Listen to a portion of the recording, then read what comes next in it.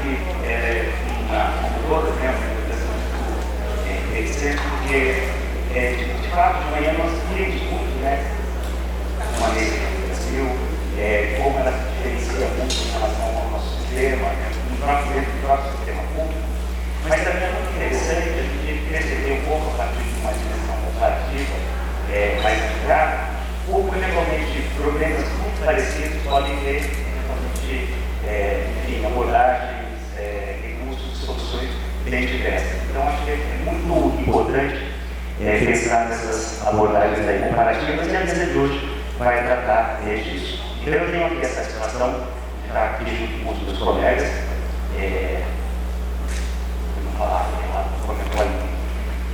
O meu colega Cristóvão Villa-Lobos, o professor Cristóvão Villa-Lobos, da Pontifícia Universidade Católica do Chile, a professora Yolanda Rodrigues, da Pontifícia Universidade Católica do Peru, e a professora Adriane Peixoto, aqui do SAI, Então, nós vamos começar as apresentações, primeiro com o professor Cristóvão, que é professor e pesquisador da Pontifícia Universidade Católica do Chile.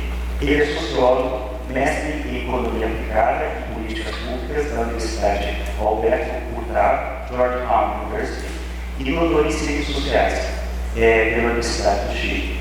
É subdiretor do Centro de Estudos Políticas e Práticas em Educação da Universidade Católica, o SEC da Universidade do Chile, e faz um trabalho muito interessante, né, sobre essa questão das políticas educacionais. Depois eu os convido a acessar o site desse centro, e o pessoal é o vice-diretor.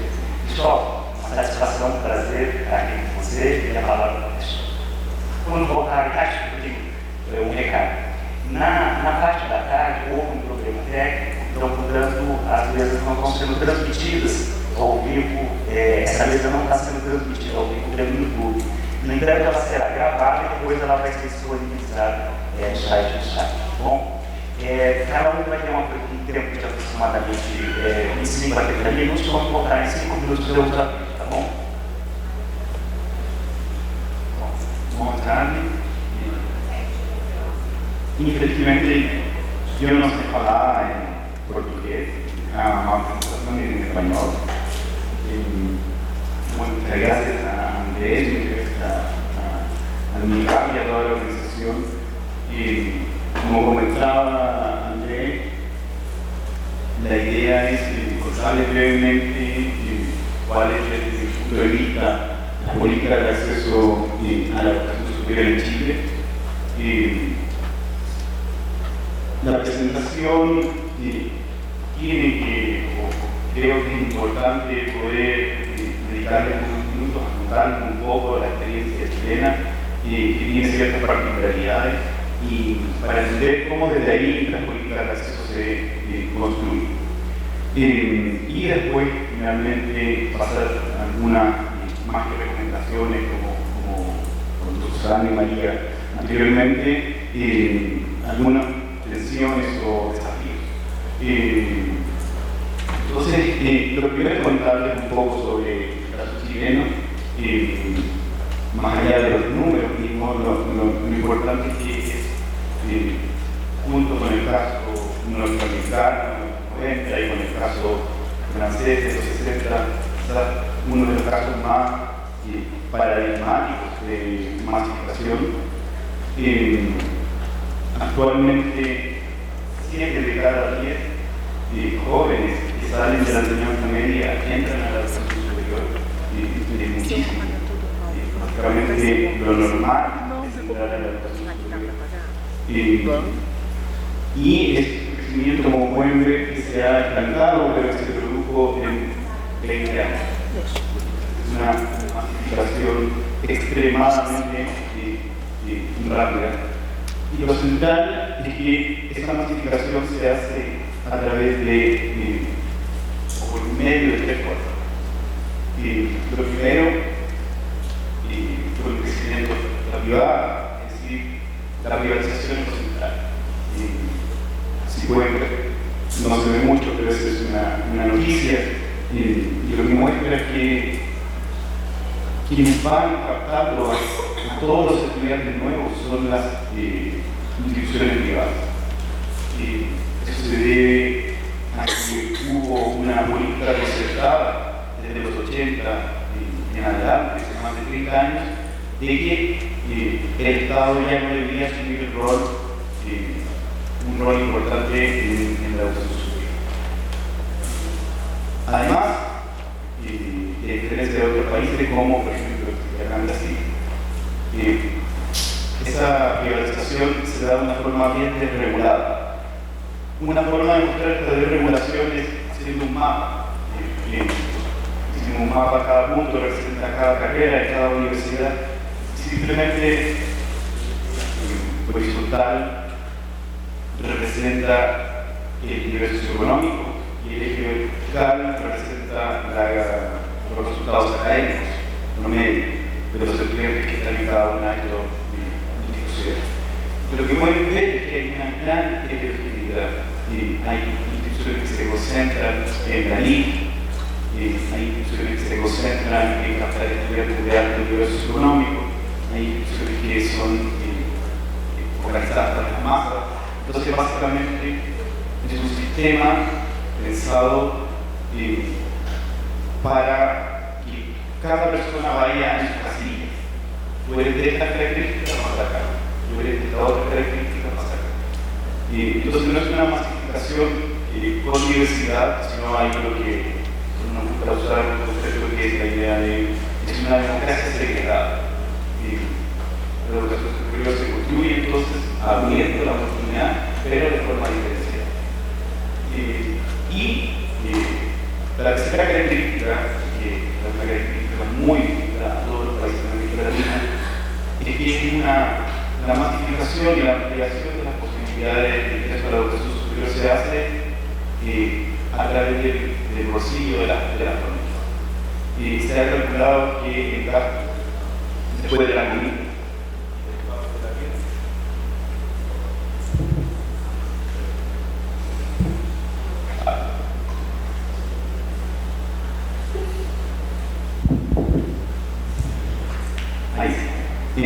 se ha calculado que después de la comida y el pago del arriendo, el gasto en educación superior es el tercer gasto más importante de las familias. Y ese gasto representa cerca del 6% del PIB de la nación. Eso significa que básicamente las familias ven una carga económica muy importante y deposita por tanto muchas esperanzas, muchas expectativas y muchos de sus sueños de movilidad en el estudio de sus hijos y hijas. En términos comparados, hay tantos otros países de la OCDE, Chile está dentro de 6 o 7 donde el gasto familiar es lo más alto en términos porcentuales. Entonces, en síntesis, este es el sistema. Un sistema que crece y se expande de forma diferenciada, con mercados mal regulados, donde el rol del Estado es mínimo y un sistema basado en el gasto de la destreza de la familia. Y en el fondo lo que hay detrás es una construcción de la educación, de que la educación superior es un bien personal, es algo que te va a servir a ti para el futuro, pero no es algo que aporte a la sociedad en su conjunto, no es un derecho social.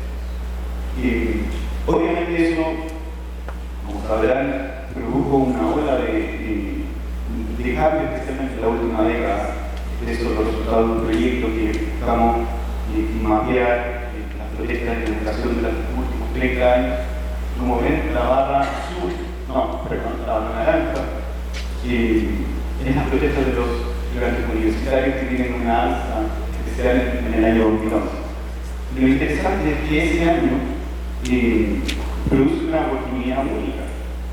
Hay una foto del presidente de Chile participando de la marcha, y una de las demandas centrales de esa marcha era precisamente la idea de la educación gratuita, becas, técnicos y construir una educación superior de calidad.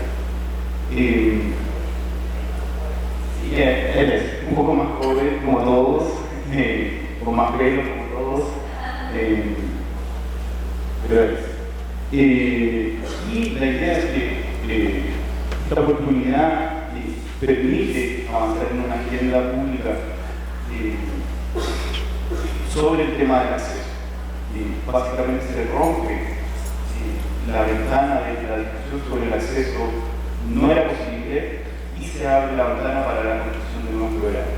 Y por eso era interesante hacer este recorrido rápido, porque precisamente las políticas de acceso no salen de la nada, sino que están ancladas en ciertos momentos histórico-políticos.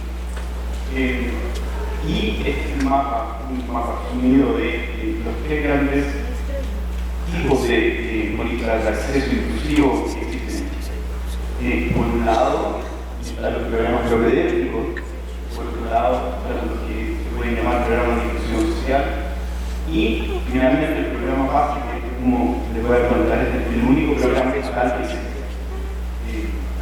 Ahí hay un cuadro comparativo usando una tipología que compara distintas opciones como dónde se implementa, cuál es la población objetivo, cuáles son las características, cuál es el nivel de implementación de cada uno de estos programas.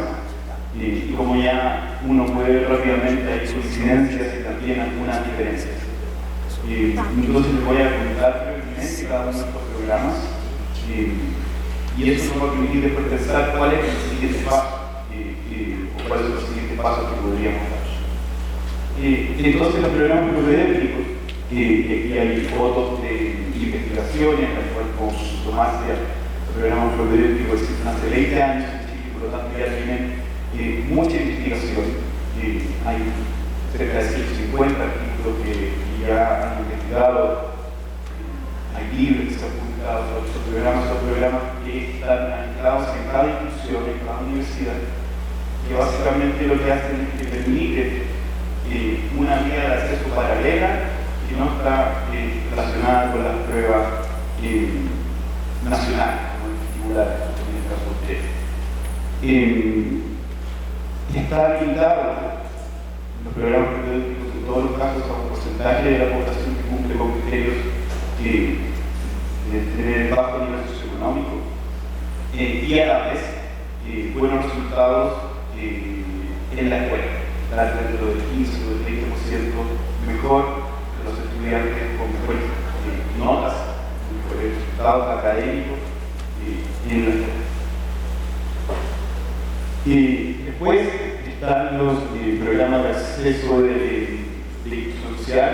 Aquí hay distintos tipos de programas, unos ejemplos, pero me interesaba ver la iconografía, porque nos va diciendo qué es lo que revela. El programa de la izquierda, por ejemplo, que se llama programa digital, una escalera, bajo la idea de que lo que hay que ir haciendo es subiendo en la escala social. Algo parecido, programa talento e inclusión, donde las manos se juntan. El de arriba es un programa de mujeres para que estudien ingeniería, para hacer un acortamiento de las brechas en las carreras de ingeniería entre hombres y mujeres. Pero como verán en la foto, representa cierto tipo de mujeres. Blancas, muy parecidos, un fenotipo muy clásico. Y el programa CIBE, que es el programa más grande de la Universidad de Chile, la idea, la metáfora que construye la idea de volar. Como si el acceso a la universidad fuera la única forma de despegar en la vida. Entonces me pareció que más que contar cada uno del programa, la iconografía habla mucho de lo que están intentando transmitir. Y el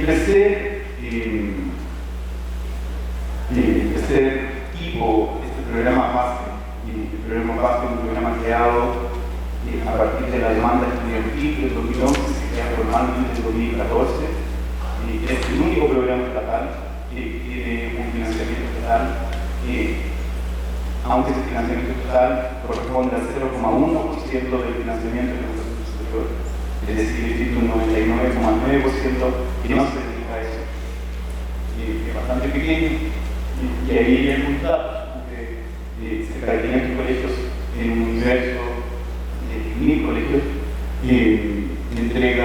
acompaña a 95.000 estudiantes en un universo de 1 millón de estudiantes que entra cada año. Entonces, es importante, un programa nuevo, es el único estatal, pero es muy pequeño. Y lo que hace es acompañar a los estudiantes de la educación media, en los últimos 2 años de educación media, pero a la vez, y en el primer año de la educación superior. 3 años, ¿verdad? Algo muy interesante que la acompaña no solamente en lo académico, sino también en lo socioemocional, en lo vocacional, y últimamente también en lo normativo, es decir, aprender qué es la universidad, cómo son las universidades, cómo es estudiar en la universidad desde los 15 o 16 años. Eso es algo muy interesante. Garantiza cerca de 7.900 cupos, de nuevo estamos en un universo de cerca de 100.000 personas perdón, de 1 millón de personas que ingresan cada año, entonces garantiza muy pocos cupos reales. Y algo importante es que no garantiza cupos específicamente en una carrera, sino en la universidad. Como mostró también las presentaciones de la mañana, la equidad no es lo mismo ver las carreras de medicina que las carreras de pedagogía, no es lo mismo ver las ingeniería que la odontología. Entonces, una de las limitaciones, de las críticas más importantes del programa, en el cual yo participo de su creación, es precisamente que no garantiza los cupos de ciertas carreras, sino solamente en las universidades. Y ese es un poco el panorama. Y aquí un cuadro que intenta mostrar la semejanza y la diferencia del programa, la semejanza que hay una implementación progresiva, al igual que los resultados que vimos de los programas de cuotas. Pareciera ser que estos programas se van incluyendo en la política educativa a poco, y en general son programas pequeños, de grandes políticas, tienen un foco en la vulnerabilidad y la pobreza, y por lo tanto ahí vamos a ver que hay una decisión por no reconocer la interseccionalidad, por no reconocer lo indígena, por no reconocer la raza, por no reconocer el género como variable. Y todos los casos promueven una idea de ley. En todos los casos se parte de la idea de que hay alguien que merece entrar en la educación superior. Y ese merecimiento tiene que ser ganado. Y hay algunas diferencias, algunos programas tienen un rol más importante del Estado y otras más de inclusiones, otras incorporan elementos de la educación escolar y otras solamente se focalizan en la educación superior. Y otros se focalizan en los estudiantes y otros en las instituciones, en la organización. Y con ese panorama, el tiempo me alcanza, voy a pasar a contarle cuál es, desde mi punto de vista, los 3 grandes desafíos. Y me parece también está muy en la línea con lo que hay en la mañana. Primero, la idea de institucionalizar estas vías. Y por eso la idea de pasar de programas a políticas. Porque no son, desde mi punto de vista, los programas o el acceso inclusivo no debería ser una compensación, no es una vía paralela, sino debería ser un componente central del acceso a la educación. No es algo que acompañe o que complemente una vía.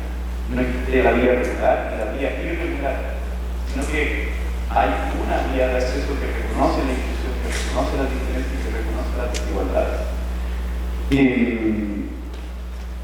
Entonces eso significa entregar la habilidad organizacional y administrativa a los programas, y en el caso chileno, aún el programa estatal todos los años tiene que renovarse, y por lo tanto puede cambiar el ciclo político y el programa puede acabar. Evidentemente también se implica mayor aumento financiero. Y también, lo más importante, masificar los programas que suceden en modalidades y universidades, porque la mayoría está concentrado en las regiones más pobres, en las sedes más pobres y en las carreras más feminizadas, en las carreras donde históricamente han existido las clases medias y las clases bajas. Entonces, un programa que efectivamente, o pasar a constituir la discusión como programa, y hacer todo esto. En el segundo tiempo, Un segundo desafío lo he llamado pasar de los márgenes al centro. La idea de que siempre el programa de inclusión es como, perdón la expresión, pero lo que sobra. Cuando queda presupuesto, hagamos un programa de inclusión. Y eso tiene distintos campos. Primero, y aquí probablemente lo vamos a hablar, no vamos a hablar más, pero es la idea de que el campo no es para los estudiantes, sino que como universidades, por ejemplo,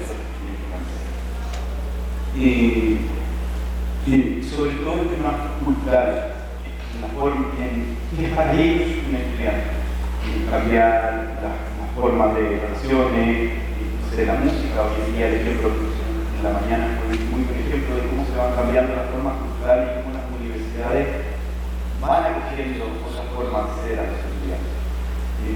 Me parece que eso es central.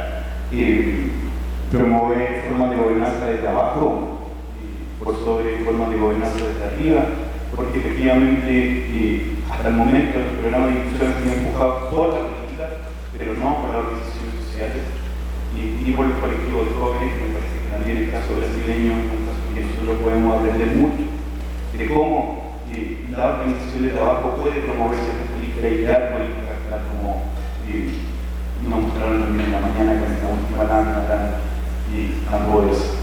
Y también construir sistemas de evaluación que vayan más allá de los casos individuales.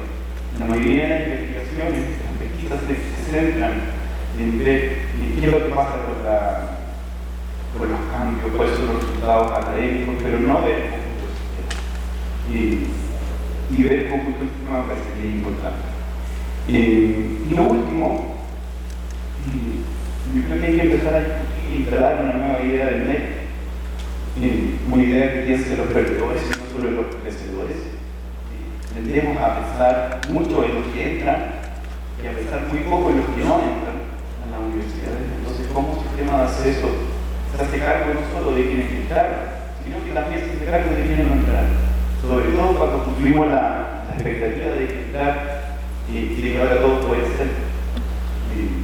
Entonces, ¿por qué no hacen programas de acceso para quienes no tienen buen entendimiento? Si realmente queremos que todos lo pueden hacer. Son preguntas difíciles, pero yo creo que en la pregunta a veces está lo interesante más que la respuesta. Y en eso mismo también implica cuestionar las estructuras más que las personas, cambiar la idea de que aquí la persona entra porque se dedica mucho esfuerzo, le trabaja muy duro, y empezar a pensar eso es lo que queremos de la sociedad. En un trabajo reciente que lo titulamos Sangre, Sudor y Lágrimas, que precisamente analizaba cómo los estudiantes viven su ingreso a la educación superior cuando vienen por una vía de acceso o cuando son de clase baja y entran a una universidad de clase alta. Y ellos reconocen esto: estoy aquí, pero esto me ha costado sangre, sudor y lágrimas. Quizás en alguna época eso se vio como un valor. Me parece que hoy en día no es un valor pasarla mal, ni en la graduación ni en la posgraduación. Aquí a todos los estudiantes de doctorado no es bueno sufrir en el doctorado, sino disfrutarlo, porque eso debería ser la educación. Y simplemente lo último, reconocer la interseccionalidad. En general me parece que los programas de acceso no han reconocido el componente de interseccional, especialmente ahí en las recomendaciones estaban muy centradas, de la mañana estaban muy centradas en reconocer la necesidad educativa especiales o la discapacidad, pero me parece también que reconocer el género. Efectivamente, en América Latina entran más mujeres que hombres a la educación superior, pero entran a carreras claramente diferenciadas. Y hacernos cargo de ese desafío me parece que es necesario. Con eso termino. Muchas gracias a todos ustedes y simplemente agradecerles. Me parece que las 3 palabras para promover las políticas de acceso en educación superior deberían ser, y aquí me las juego, inclusión, justicia y igualdad. Muchas gracias.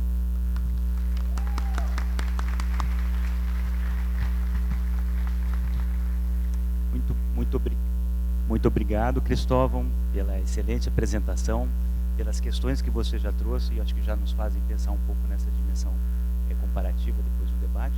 Eu, como um péssimo coordenador de mesa, eu esqueci de agradecer, né, na verdade, enfim, o convite aqui, evidentemente, para participar dessa mesa, da comissão de organização, e queria fazer um agradecimento especial para essa comissão, na figura da Bruna Vargas, que trabalhou muito, né, durante todo o período, mas infelizmente por uma questão de saúde ela não pôde estar aqui hoje, então eu queria fazer esse agradecimento. Rosana está concordando. Então vamos lá, vamos passar então para a Yolanda. Deixa eu pegar minha colinha aqui. Então, a minha querida amiga Yolanda Rodrigues, ela é socióloga, ela é mestre em ciência política pela Flaxo, no Equador, doutora em educação pela Universidade Federal Fluminense, no Rio de Janeiro, possui pós-graduação em políticas educativas pela Universidade Alberto Hurtado de Santiago, é professor associado do Departamento Acadêmico de Comunicação da Pontifícia Universidade Católica do Peru e é atualmente diretora do programa de mestrado em comunicações da Pontifícia Universidade Católica do Peru. Yolanda, faltarem 5 minutos, eu te aviso, tá bom? Passa aquele negocinho. Obrigada. Boa tarde. Muito obrigada por a sua presença, aos organizadores, à comissão organizadora, por aquela belíssima abertura esta manhã, com aquela música e aquela mensagem tão importante, né? Eu estou também muito, me sinto muito honrada de ter a oportunidade de apresentar as minhas reflexões. Eu só posso falar das minhas reflexões sobre a experiência peruana de uma, já podemos falar, política de inclusão na educação, no ensino superior, que é muito recente, na verdade. Só agora que caiu a ficha que nós também cumprimos 10 anos, porque o programa Pronavec, que agora eu vou explicar, ele foi criado em 2012 também, né? Estamos ano 10, mas também lembrei que não tem feito coisa muito interessante este ano comemorando esses 10 anos, nem estudos, fazendo avaliações, por exemplo. Aí está, é um indicador de alguma coisa que está faltando aí, né? Em nossa experiência. Bom,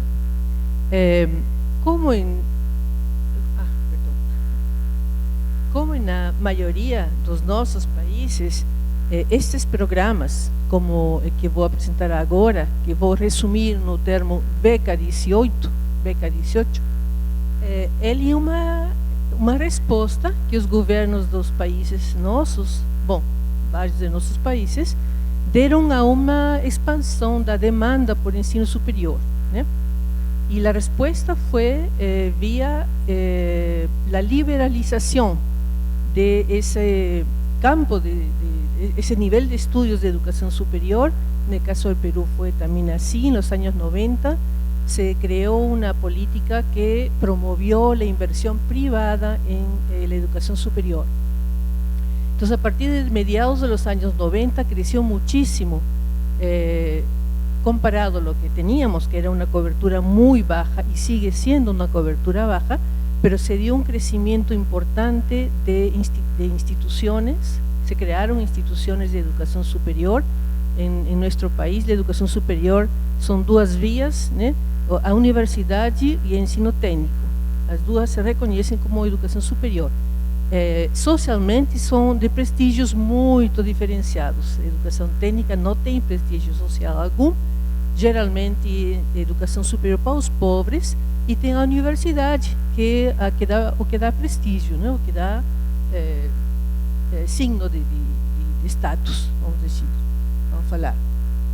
Então, isso acontece do meados dos 90, se criam muitas instituições aqui, privadas, lucrativas, e cresce também a matrícula, particularmente em essas universidades. Então, de fato, é que o investimento privado, na criação dessas universidades privadas, sem quase nenhuma regulamentação que regule a vida das universidades, foi que se expandiu o ensino superior desde os anos 90, né? Também aconteceu no ensino básico, vamos nos focar no ensino superior. Bien, as brechas, estes dados não são atuais, mas não têm se modificado também em maior medida. Siendo que la creación de nuevas universidades incrementó la matrícula en enseñanza superior, sin embargo se revelan las grandes brechas en el acceso a la educación superior, ¿no? Donde los no pobres son los que se han beneficiado evidentemente más de esa expansión. En cambio, los pobres, y sobre todo los pobres extremos, donde apenas un 2.8% accede a enseñanza superior. Y aquí no estamos distinguiendo educación técnica y educación superior, ¿sí? Seguramente ese porcentaje obedece más a los que ingresaron a un instituto técnico, ¿no?, de enseñanza superior. Bien, entonces en ese contexto, quería poner el contexto, es que se crea en el 2012, ingresó un nuevo gobierno en el 2011 y se creó ahí el 2012 un conjunto de políticas llamadas de inclusión social, ¿sí? Dieron lugar un conjunto de programas llamados de inclusión social, entre estos de inclusión a la educación superior, ¿sí? Yo conservo entre aspas, porque es así como se autodenomina, las políticas que fueron generadas en ese entonces, en el 2011, como políticas de inclusión social, y permanecen, ya han pasado varios gobiernos y no han hecho cambios ni reducción de presupuesto. O sea, yo diría, esas políticas, ya podemos hablar de políticas de inclusión educativa en educación superior en el Perú, que está instalado en la sociedad, tiene un alto reconocimiento en la sociedad, ¿no? Está como ya asumido en la sociedad que existen programas, en este caso como Beca 18. Los otros programas de inclusión social tienen que ver con primera infancia, con control del embarazo, con atención al adulto mayor que no tiene aposentaduría, etcétera, ¿no? En este caso se creó este programa, otra vez estoy moviendo, se creó el programa, siguiente, el programa Beca 18 como expresión, una de esas expresiones de políticas de inclusión para educación superior. Lo interesante también es cómo se crea todo un aparato, toda una ingeniería, un sistema nacional para identificar a los hogares en situación de vulnerabilidad o condición de pobreza y pobreza extrema que entonces podrían acceder a estos programas sociales. Entonces se crea este gran sistema nacional que es CISFO, que identifica, ¿no?, recoge información a nivel de hogares para identificar a aquellos que por condición socioeconómica o personas que por condición de vulnerabilidad podrían acceder a algunos de estos programas sociales, también a Beca 18, ¿sí? Bueno, entonces, ¿quiénes acceden a Beca 18? Tiene un proceso, tienen condiciones que reunir, requisitos que reunir, ¿sí? Tienen que ser jóvenes clasificados en aquel sistema, o sea, tienen que ser reconocidos como pobres y no pobres. Ahí yo encuentro como una contradicción, pero es así, tienen que ser reconocidos por el sistema, clasificados como viniendo de hogares pobres o pobres extremos, que tuvieron un buen desempeño en la escuela pública. Tienen que ser estudiantes que estudiaron en la escuela pública y que tuvieron un buen desempeño en la escuela pública. Se toma como un indicador de buen desempeño el promedio, la media de la nota. Nuestro sistema de nota es un sistema vigesimal, donde un buen desempeño es considerado la nota 15, donde 20 es la máxima, ¿no?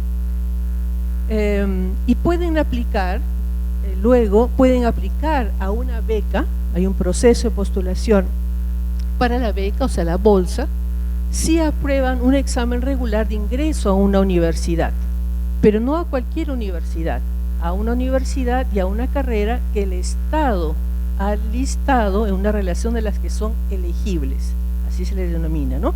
¿Cómo las decide cuáles son elegibles? Pues según estudios de competitividad, qué sé yo, que hace el Estado peruano, indica cuáles son las áreas donde se necesitan más profesionales en el país, y según eso decide, son estas las carreras que priorizamos, y según eso define cuáles son las universidades y qué programas pueden ofrecer. Entonces el estudiante debe de, digamos, mirar esa oferta y adecuarse a esa oferta para proceder con su proyecto educativo, ¿no? Posteriormente, el programa incluyó otro filtro para acceder a la beca. En el Perú no existe un examen nacional para ingreso a la universidad. Cada universidad aplica su propio examen de ingreso, ¿sí? Pero Beca 18 creó una prueba única nacional como un primer filtro para identificar cuáles serían buenos candidatos a la beca. Esto como una respuesta a una tasa de deserción, a una tasa de llamado fracaso, y estoy de acuerdo con que todos estos conceptos, términos hay que discutirlos. Es el que se usa el término fracaso escolar, deserción del programa de becarios, y por eso crearon ese filtro intentando identificar, digamos, el talento, aquellos que tenían mejores posibilidades de continuar con la beca. Bien, entonces esto ha ido modificándose. Inicialmente las carreras elegibles eran las ingenierías, básicamente las ingenierías, luego se amplió, ahora hay bastante más libertad de escoger el becario la carrera que quiere estudiar. Bueno, eso lo podemos pasar porque es solamente para destacar el enunciado, no como el programa se presenta, como un programa que busca la equidad en el acceso a la educación superior. Eso es lo que dice el Estado peruano sobre el programa. Y este es básicamente el diseño del programa, muy simplificado, pero así funciona. El programa se llama PRONAVEC, Programa Nacional de Créditos y Becas. Básicamente son becas, bolsas, y funciona mediante una transferencia directa de recursos públicos a instituciones que pueden ser privadas o públicas, pero de facto mayormente son privadas, y mayormente privadas con fines lucrativos. Es una transferencia directa, entonces, que da el Estado a la universidad por cada bolsista que ingresa a la universidad y que cubre los costos de matrícula, derechos académicos, un ciclo de nivelación como un ciclo básico, ¿no? Antes de empezar los estudios regulares tenían, porque ya eso mudó, pero tenía inicialmente un ciclo inicial de 6 meses que llamaban de nivelación, porque la idea era que los bolsistas, por ser jóvenes pobres, tenían un antecedente escolar empobrecido también, ¿no? Deficitario. Y la tutoría, un sistema que ellos consideraban, el programa consideraba la tutoría, así como el ciclo de nivelación, como sus principales estrategias, ¿no? La tutoría es el acompañamiento al becario, y la tutoría la ejecuta las universidades que acogen a los bolsistas, ¿no? Ese es el compromiso, el convenio que asume la universidad con el programa por recibir bolsistas. Y luego, el otro lado del programa es un subsidio directo, un apoyo económico directo al estudiante que el programa entrega para sus gastos de alimentación, reflexiones, aluguel, moradia, seguro médico privado, que también después mudó, ya no hay más un seguro médico privado, Sistema Único Integrado de Salud público, idioma, una segunda lengua, porque es requisito para graduación ter un dominio medio en una segunda lengua, ¿no? Y una laptop, que también después mudó, retiraron a laptop, mas inicialmente incluía una laptop. Y es un sistema de control muy fuerte, que causó mucho sufrimiento a los bolsistas, de control, de cumprimento dos compromissos dos bolsistas, que incluía rendição das contas, não sei se fala assim, entregar comprovantes por todas as despesas, né, todos os gastos, enfim, muito controle, ter que marcar assistência diária na universidade, que é uma loucura, porque imagine o campus da Unicamp, não, na PUC, não temos, acho, uma universidade com um campus tão grande assim, mas os lugares para controlar a assistência estavam em alguns pontos do campus universitário, e você tinha que marcar a assistência de cada vez que entrava e saía, comprovando que estava assistindo às aulas, né? Bom, e embaixo, então, há muitas restrições, né, para os becários. Por quê? Aqui é interessante perguntar-se, e por que existem estas condições, né? Porque tem esse sistema de controle. Porque o suposto é que esse moço, essa jovem, talvez por conta de ser pobre, ele é irresponsável, ele não vai cumprir com as obrigações. Então, temos que controlar o que ele faz. Então, temos que botar controle de assistência, tem que entregar os comprovantes de pago, etc., né? Não pode viajar em férias, porque sei lá, não vai retornar às aulas, vai ficar aí com a família. É uma coisa bem de sofrimento mesmo, na verdade que sim. Graças a Deus, isso foi mudando. Agora, já muitas dessas condicionalidades foram retiradas, né?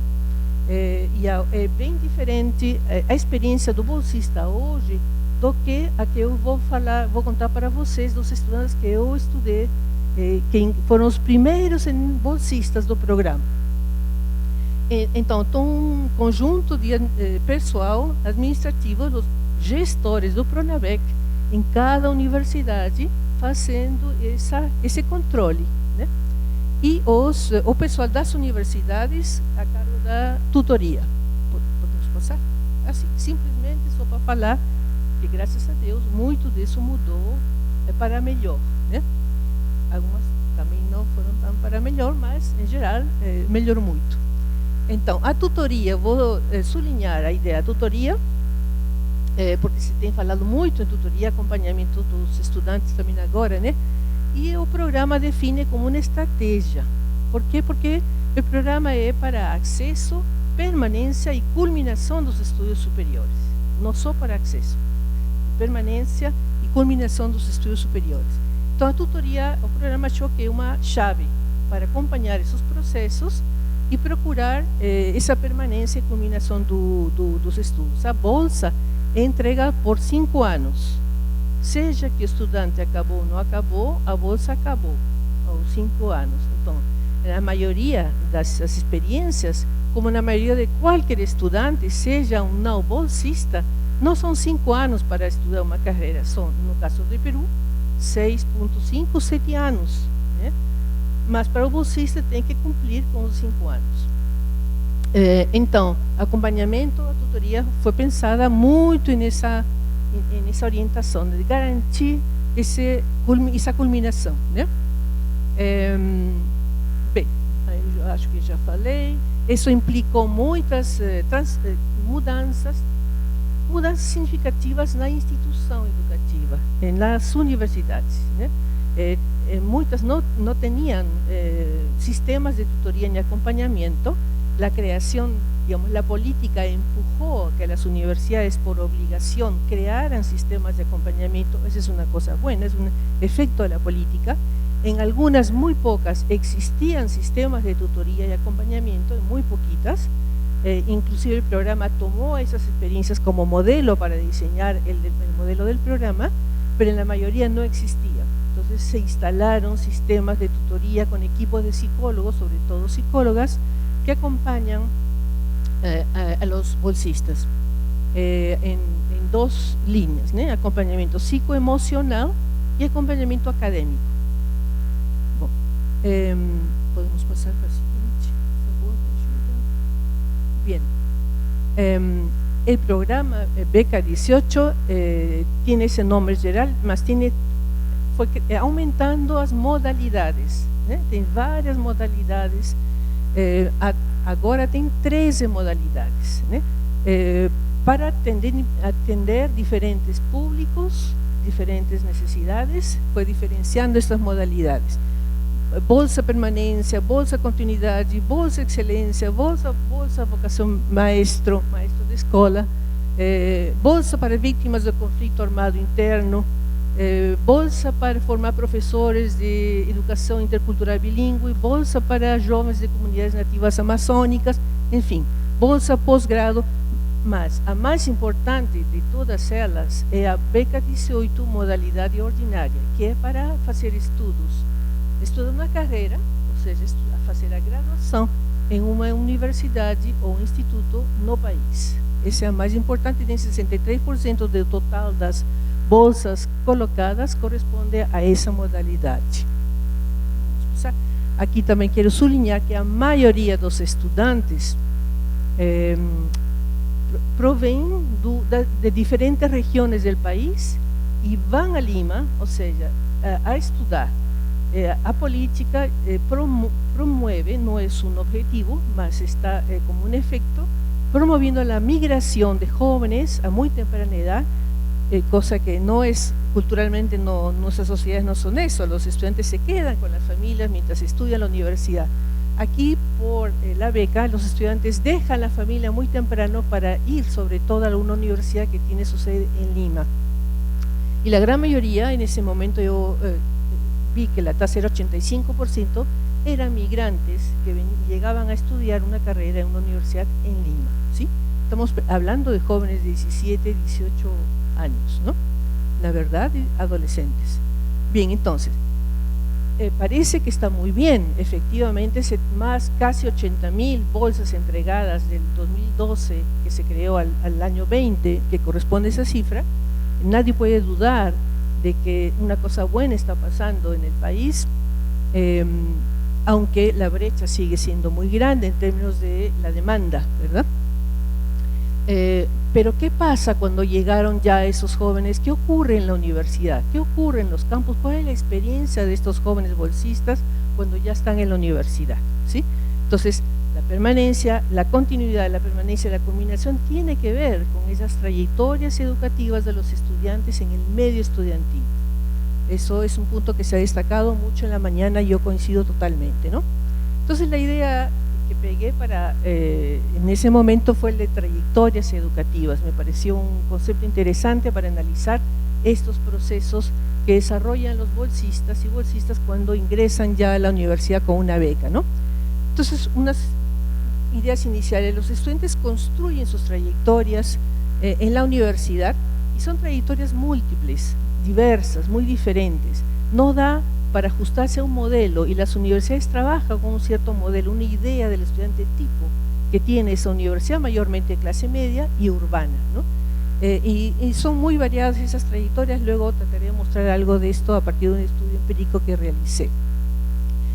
Se destaca también en este concepto la idea de la experiencia estudiantil, mirar de cerca lo más que podamos cómo ocurre esa experiencia estudiantil en el medio universitario, ¿no? ¿Cuáles son los procesos por los cuales los jóvenes se vuelven estudiantes, se van volviendo estudiantes, en este caso se van convirtiendo en universitarios, ¿no? ¿Mediante qué procesos?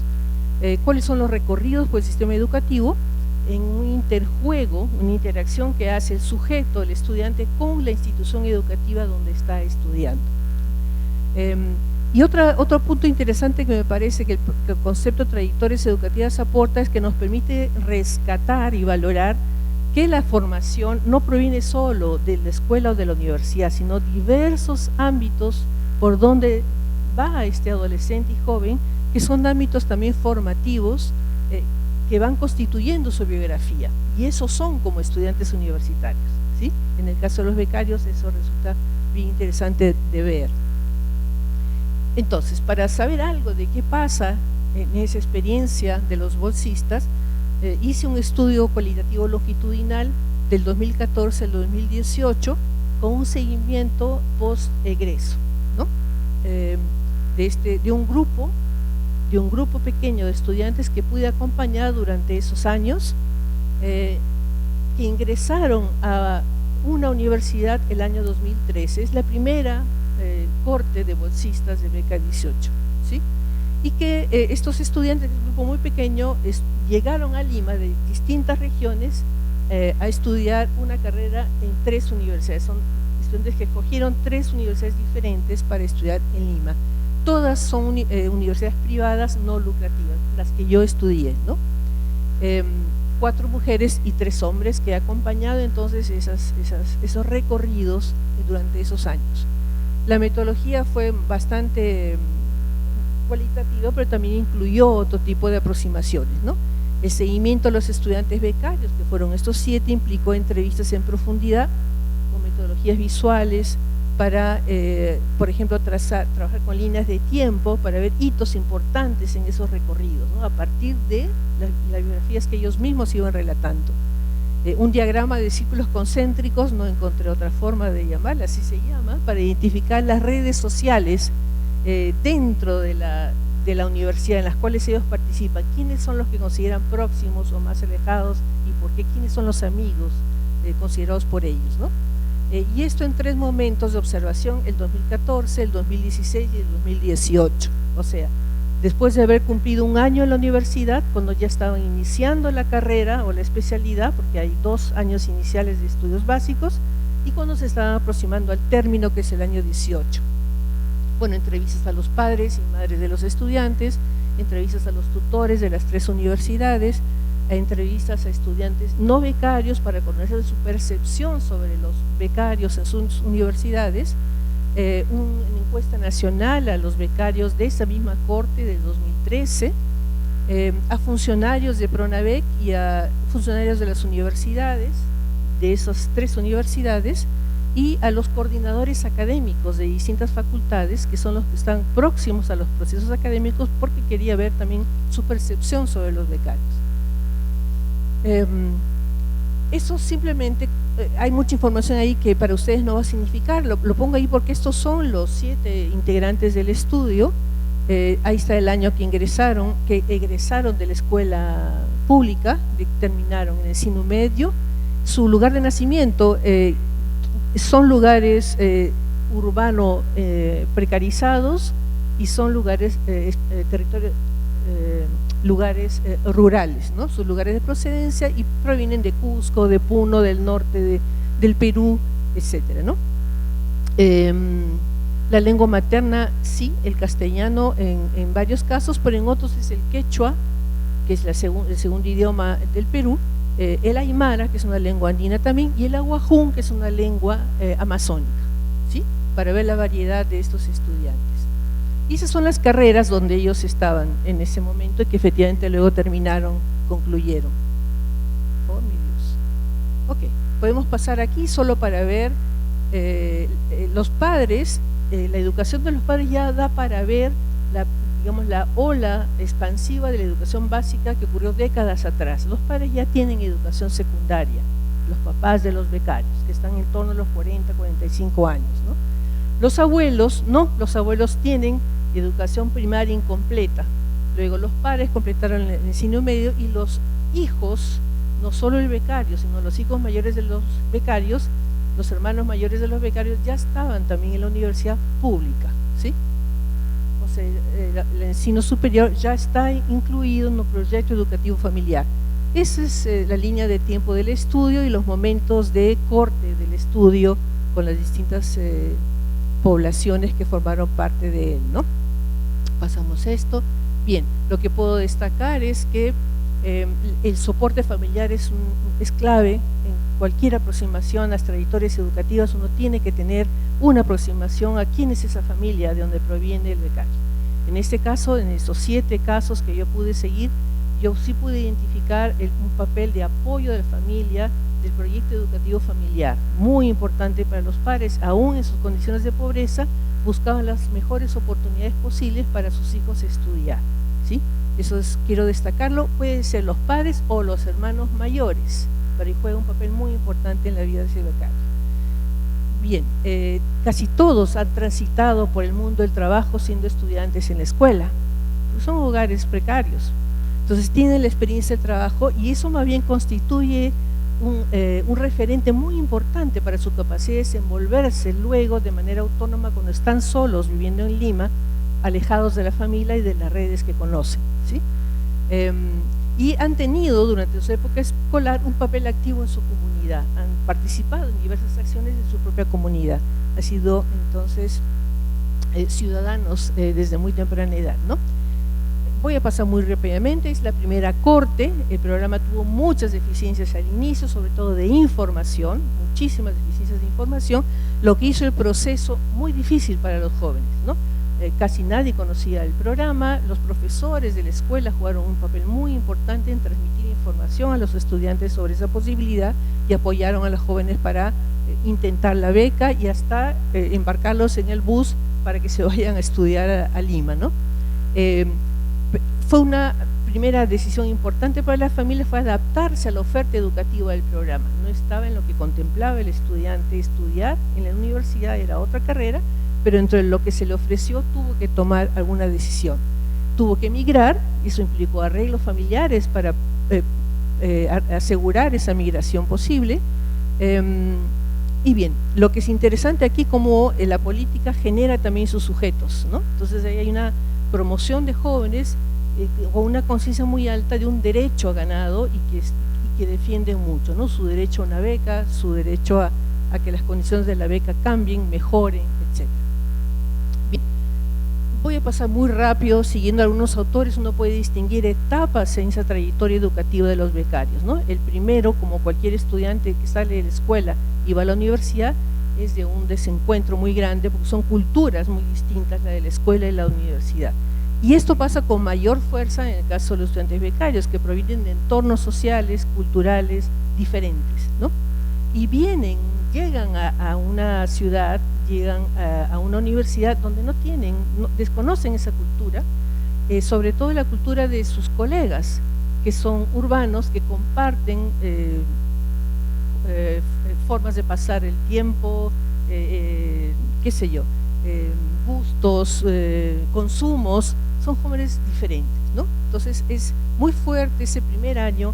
Yo creo que una de las conclusiones importantes es que tutoría y acompañamiento tiene que estar muy focalizada en esa primera llegada del bolsista, porque es ahí donde se requiere mucho mayor apoyo de diverso nivel, inclusive orientación de dónde morar, de dónde vivir, dónde buscar moradía, organizar el tiempo, cosas que ya se dijeron más temprano también, ¿sí? La sensación de que estoy, pero todavía no estoy. Ya llegué aquí, pero tengo un ciclo de nivelación, todavía no estoy con mi turma, estoy separado como bolsista hasta que me integro a la universidad. Entonces esa sensación de todavía no ser parte de. Y la tutoría es algo bien complejo, porque los tutores que yo entrevisté se quejaban de que los becarios no iban a las sesiones de tutoría, ¿no? ¿Por qué no van a las sesiones de tutoría si para ellos la tutoría estaba pensada como un apoyo, ¿no? Posiblemente porque necesitaban mucho tiempo e invertir en las horas de estudio. Todo lo que no fuera horas de estudio es percibido por el bolsista como algo que va a perder, necesita, y de hecho la energía colocada en la demanda académica es muy alta, ¿no? Y genera problemas de salud mental. Eso lo recogimos en el estudio nacional también. Seguimos.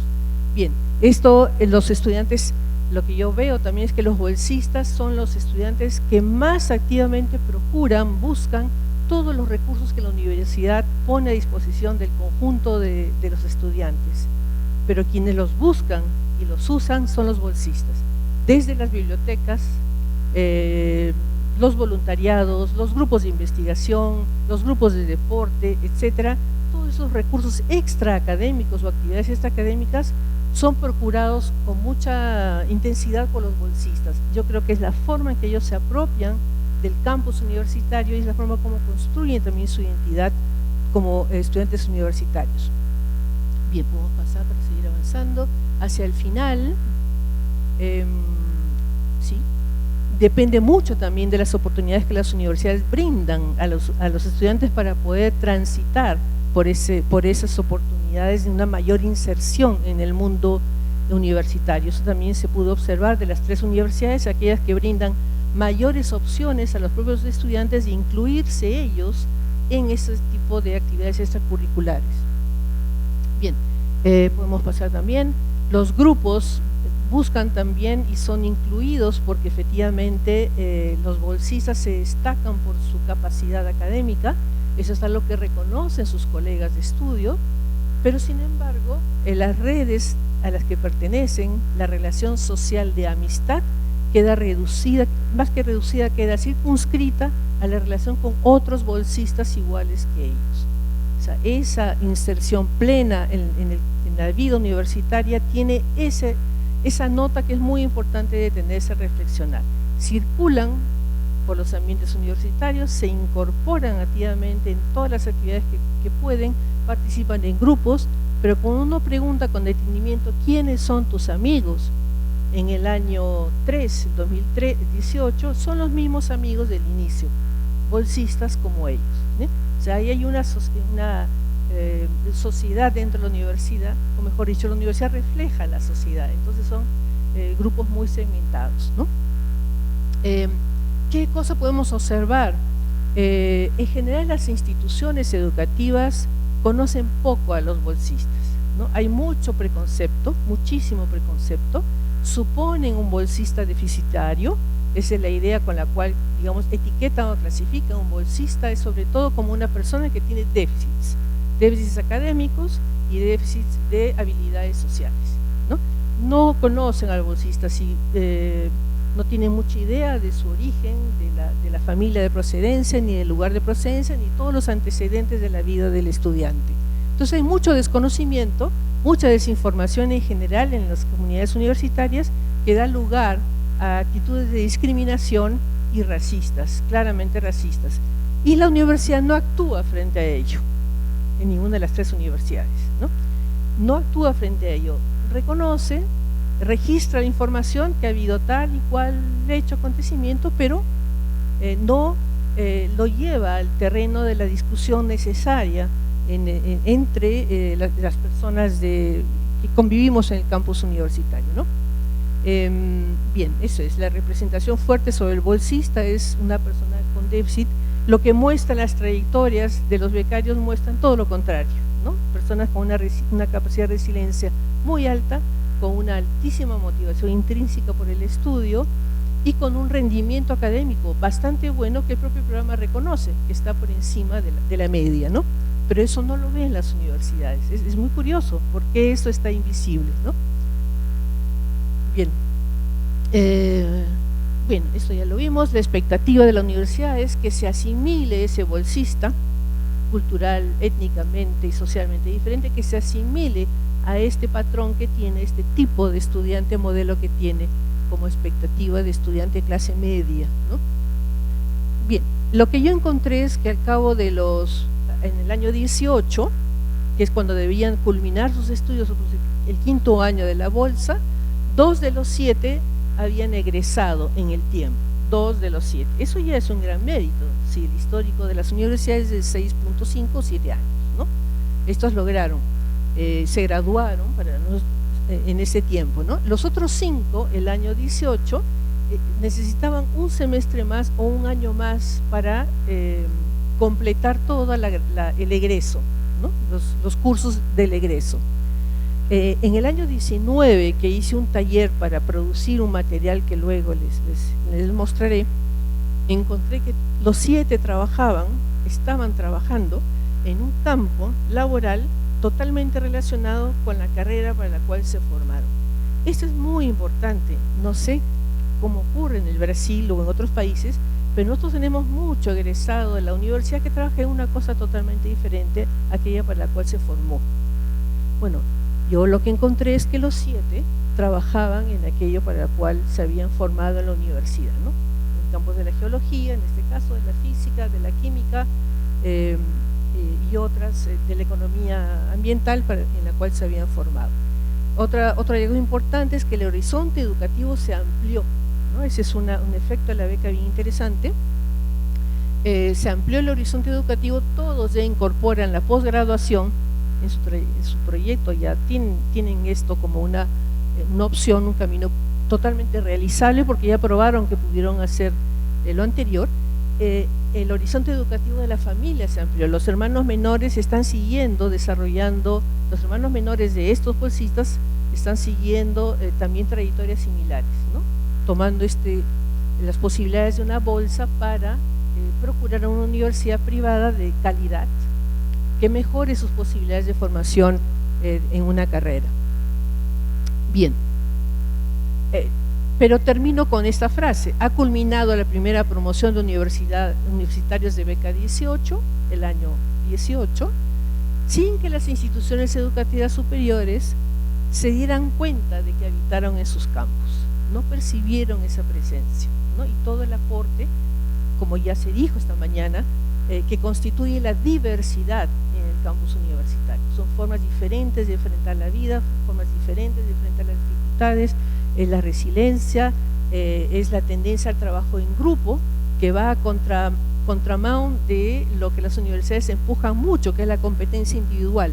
Esto es más bien, el grupo es lo que les permite salir adelante, ¿no? Yo creo que hasta ahí voy, porque el tiempo no me da para más. Sí. Las conclusiones, bueno, varias de estas se han mencionado ya en la mañana, las he dicho también ahora. Las recomendaciones también son muy parecidas a las que se han mencionado en la mañana. Tiene que ver mucho con que las universidades hagan su parte en la política, ¿no? Lo que les toca hacerse responsables por los becarios, en lo que son garantizar condiciones para que ese paso por la universidad efectivamente sea pues una incorporación plena a esa vida universitaria, ¿no? Yo creo que lo dejo ahí porque el tiempo ya me sobrepasó. Quiero solamente dejarles los enlaces. ¿Cómo se pasa a la siguiente? Pasa. Ahí. Si hay momento, podemos abrir un poco esos links, que es el material de divulgación que produjimos en el marco de esta investigación, que no quisimos que se quedara en los artículos que se circulan en ambientes bastante restringidos nosotros, ¿no? Sino que tuvieran también una difusión mayor. Entonces dio lugar a distintos productos. Algunos son recomendaciones para el propio programa de cómo mejorar algunas cosas que identificamos que debe mejorar, recomendaciones a las universidades. Hay también un material para trabajar capacitación a los funcionarios, a los docentes, a los propios colegas estudiantes que no son becarios, para reconocer, valorar esta diferencia y atender en la necesidad particular que tiene la condición del becario, ¿no? Porque es una condición particular. Lo podemos ver después. ¿Está bien?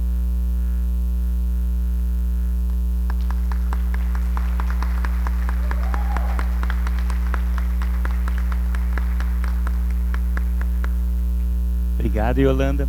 E eu recomendo fortemente que vocês tenham uma olhadinha em alguns desses vídeos, que é um trabalho muito bonito, né, muito sensível, né, em função aí desse acompanhamento que a Yolanda passou com eles, e acho que é um estímulo também para a gente que trabalha nessa área, também pensar em produtos que foram feitos e pensados pelos próprios estudantes também. Bom, mas enfim, passo agora então a palavra para a nossa terceira apresentação e última da nossa mesa hoje. Deixa eu pegar minha colinha aqui, senão eu vou... que é da Adriane Martins Soares Pelisson. A Adriane, ela é doutora na área de Psicologia Educacional pela Faculdade de Educação aqui da Unicamp. Ela é mestre na área de ensino, avaliação e formação de professores e pedagoga. Ela é mestre na área de ensino, avaliação e formação de professores e pedagoga, também pela Faculdade de Educação da Unicamp. Atualmente é supervisora da área acadêmica e orientadora educacional do Serviço de Apoio ao Estudante do SAI, da Universidade Estadual de Campinas. Desenvolve projetos relacionados à autorregulação da aprendizagem e orientação de carreira. E é uma das organizadoras e a quem nós todos agradecemos muito, né, pela recepção tão calorosa que tivemos. Boa tarde a todos. Eu fiquei com a missão de representar o Brasil nessa mesa. Gente, vocês não têm noção do que é isso para mim, entendeu? Então eu tive que fazer algumas escolhas, ok?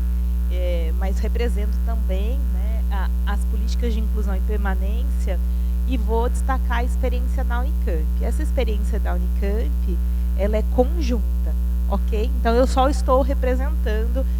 Queria agradecer muito a Bruna, que não pôde estar aqui comigo, que me ajudou muito na organização dos dados, e também a equipe do serviço social, né? Porque isso é um trabalho coletivo. Eu só estou aqui representando, mas para falar do Brasil eu fiz algumas escolhas, ok?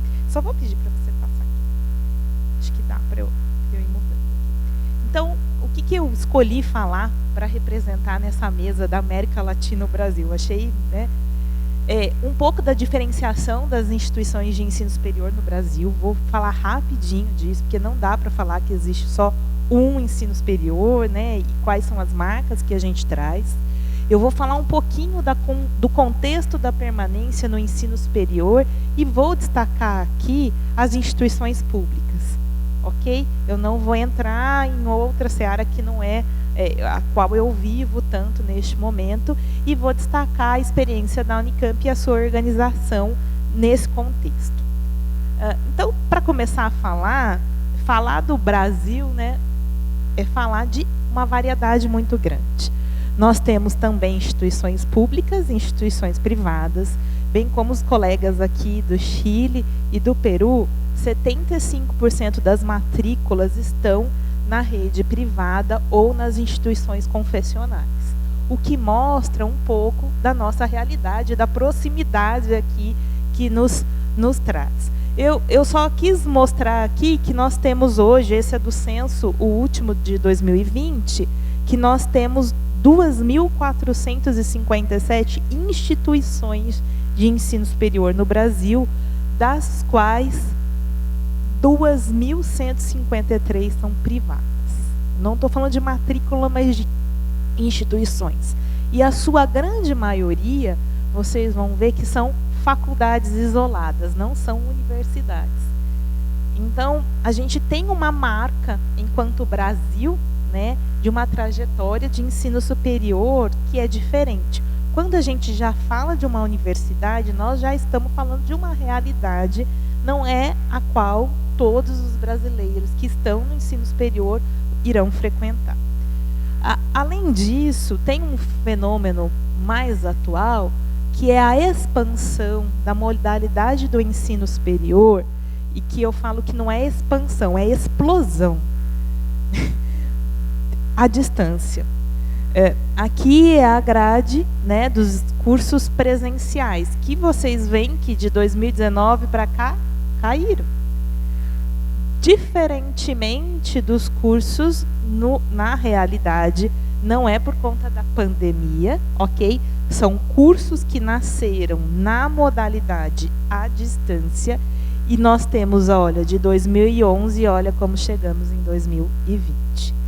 Então, essa é uma tendência, né, brasileira, e eu só quis tratar, assim, dizer brevemente, se a gente está falando de instituições presenciais, a gente tem uma realidade, mas muitos dos estudantes do ensino superior sequer chegam fisicamente hoje numa instituição de ensino superior, porque eles têm um curso à distância, ok?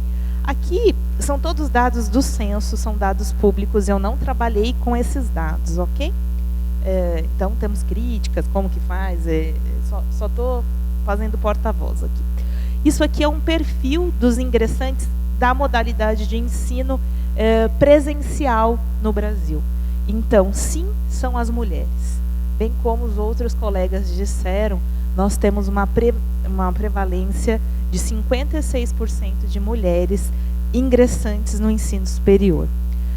Em cursos de bacharelado, né, 76% em cursos de bacharelado. Sim, em instituições privadas, então 73%. Só que é engraçado que a maior parte das matrículas dos ingressantes está em uma universidade. Então, esse é um dado que a gente tem que dar uma olhada, que talvez no presencial a concentração também está em universidade, diferentemente da tendência das instituições que oferecem curso à distância. Ok? A maior área é negócios, administração e direito, ok? Que concentra 28% dos ingressantes do ano de 2020. É claro que nós estamos falando ingressantes 2020, pandemia, tem todos o contexto, mas é o retrato que nós temos, ok? De cor, raça, branca, 43%. E que concluíram, sim, 69% o ensino médio em escola pública.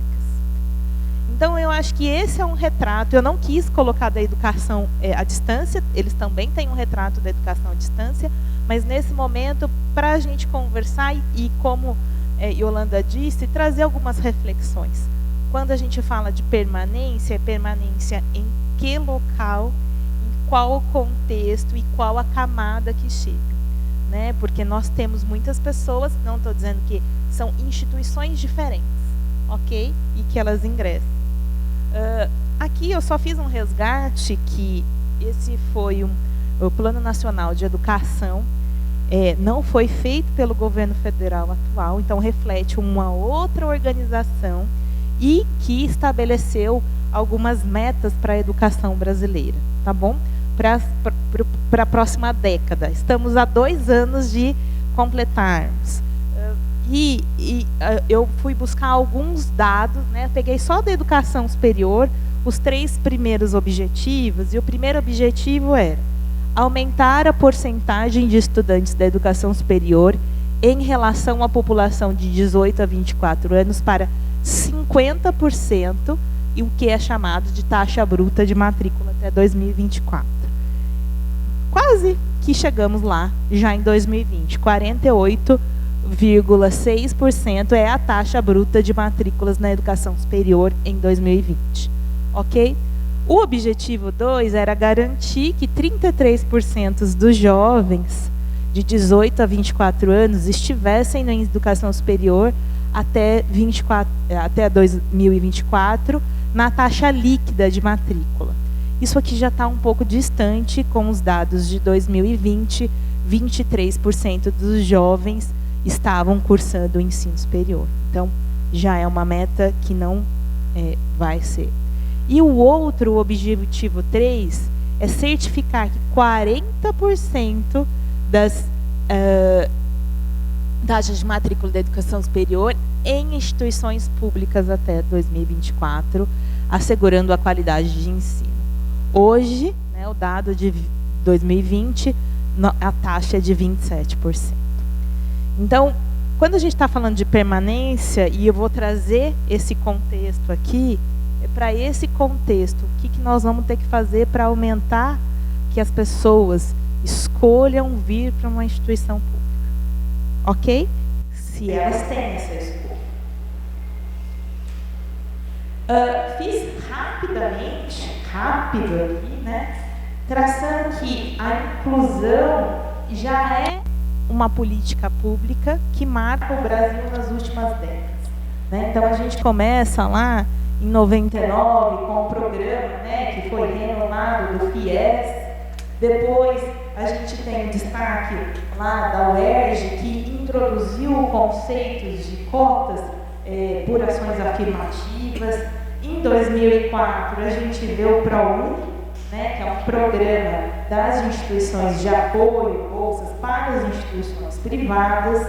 Depois, a gente tem o Programa Nacional de Assistência Estudantil e o REUNI entre 2007 e 2010, que culmina em 2012 com a Lei de Cotas. O que eu estou trazendo aqui, estão vendo que é uma construção também? Né? Nós estamos falando 10 anos da Lei de Cotas, mas se a gente olhar para trás, nos anos 2000, começaram toda essa modificação no ensino superior. E aí destaca um decreto federal que tinha, né, o objetivo de viabilizar a igualdade de oportunidade para todos e a melhor do desempenho acadêmico a partir de medidas. Então, o Programa Nacional de Assistência Estudantil, ele prevê ações nestas direções, ok? Ele foi um decreto que nasceu do Fórum dos Pró-Reitores de Assuntos Estudantis e reflete bastante uma realidade de quem estava na gestão e o que ele poderia gastar, ok? Então, eu só gosto de dizer que existe o Programa Nacional também de Assistência Estudantil para as instituições estaduais, mas, em geral, quem fazia a adesão, né, recebe recursos provenientes da União, ok? Então, eu recebo dinheiro para determinadas ações. Até hoje, ele é um decreto de lei que pode ser extinto a qualquer momento, né, temos que ter claro isso, porém, aos trancos e muitos barrancos, ele está sendo implementado desde a sua criação, ok? Já tivemos mais recursos, né? Os colegas das instituições federais aqui podem dizer, mas ele ainda provê. Então, esses marcos históricos porque eu trabalho, né, aqui na UNCAM, que é uma instituição estadual. E eu falo, mas a gente está em que lugar? Ok? O que a gente tem que fazer? Isso não só eu, como todos os colegas que sabem. Né? Porque tem um programa nacional que fala que é assim. Mas como que a gente faz aqui? Qual que é a diretriz? Né? E essa está sendo uma construção. Então, eu só vou chamar a atenção para 2 estudos, e eu tenho muito prazer de estar próximo tanto da Michelle como do Carlos, que esses estudos nasceram para responder perguntas que a gente toma café fazendo, né? Então, mas o que é esse tal desse apoio pedagógico que tem que estar no Plano Nacional de Assistência Estudantil. Então, a Michelle e a professora Sueli fizeram um capítulo desse livro, mas esse livro é enorme, né? E vocês podem, é um e-book gratuito, todo mundo pode baixar. Fala que o serviço de apoio no contexto brasileiro, ele começa em 1930, com a Casa do Estudante do Brasil, que recebia doações na criação da universidade. Ele nasce junto com a Universidade do Brasil, um serviço de apoio, ok? Mas ele foi sendo sustentado por iniciativas isoladas, né? E tem, na década de 70, final da década de 70, final da década de 80, muitas ações de bolsas, né? Bolsas para o aluno trabalhar e receber apoio, né? E que culminaram, fazendo bem rapidamente aqui, no Programa Nacional de Assistência Estudantil, ok? Diferentemente da experiência norte-americana, em que a área dos serviços aos estudantes é uma área mais regulamentada, que é uma profissão, tem uma outra missão. São contextos diferentes, mas quando a gente fala de serviços, não dá para não dizer dessa tradição dos Estados Unidos, ok? E aqui no Brasil não existe uma formação específica para atuação nas diferentes áreas de apoio. Aqui a gente estava falando do apoio pedagógico, ok? Mas mesmo na assistência social, que é diferente da atuação na saúde, que é diferente de outras formas de atuação. Michelle, isso aqui é do doutorado, Michelle me cedeu esses slides aqui, isso é da Michelle. Ela conseguiu fazer um levantamento entre as instituições federais do Brasil, então quem quiser ler lá a tese da Michelle, está todo detalhado lá. Mas nesse levantamento, foi muito interessante perceber que o apoio pedagógico está sendo universalizado a partir deste decreto de lei, ok? Então, todas as instituições têm ações que são caracterizadas como apoio pedagógico. Quem faz isso, em geral, hoje, é um pedagogo seguido de psicólogo e assistente social, ok? Uma marca que o apoio pedagógico acontece por meio de pedagogos, mas não só, né? Essa é uma outra marca dessa última década. E que, em geral, é um atendimento individual, ok? Depois de ações de acompanhamento coletivos. São principalmente ligados a pró-reitorias de assuntos estudantis ou pró-reitorias de graduação. E em relação ao público, todos os estudantes, é aberto, mas tem prioridade para o público que recebe algum tipo de apoio do Programa Nacional de Assistência Estudantil. E recentes contratações e profissionais para a configuração desse setor. Então, o que nós estamos dizendo é, nos últimos 10 anos, bem como a lei de cotas, o que nós temos que fazer está se consolidando. Porque as pessoas estão chegando, o que está sendo feito e já existiu. Quais são os desafios aí, falando do apoio pedagógico? Ok, mas eu acho que também pode ser traduzido para toda a questão da permanência, é a formação dos profissionais, qual é a fundamentação teórica que sustenta os programas, qual é a legislação institucional, qual é a identidade profissional e qual é a avaliação dessas ações que são feitas. Isso é um futuro, né? Então, o que Michelle me ajuda a trazer para vocês é olhar o que a gente tem que fazer, como nós estamos fazendo isso, né? Esse retrato das federais. Mas quando eu olho aqui, eu fico pensando, e as instituições estaduais? Que isso aqui é um decreto. A Unicamp, por exemplo, não é signatária do Programa Nacional de Assistência Estudantil. Ela optou por fazer assistência com recursos próprios na organização própria. Então, por isso que eu disse, isso aqui reflete os federais, mas aqui vou contar um pouco da história da Unicamp. Tudo bem, gente? Tá? Claro. Então, essa aqui é a Unicamp. Vocês estão na Unicamp, mas eu preciso dizer, né? A Unicamp é uma jovem universidade de 50 anos, né? Uma jovem, ela já nasceu como universidade. Em 2019, em 2022, eu quis trazer os dados de 2019 aqui, só para vocês terem uma ideia da população estudantil, porque muitos dos dados são até 2020. ok? Mas, em geral, nós temos 20 mil alunos de graduação, 17 mil de pós-graduação, entre 37 a 40 mil alunos estão vinculados à Unicamp.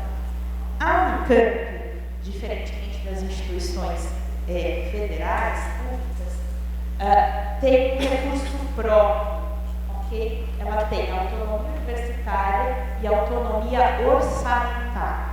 O que quer dizer que a gente recebe, né, USP, Unesp, Unicamp, uma parcela deste de imposto de circulação de mercadorias e serviços do Estado de São Paulo e, aproximadamente, este é o orçamento da Unicamp, 3 bilhões de reais em 2022.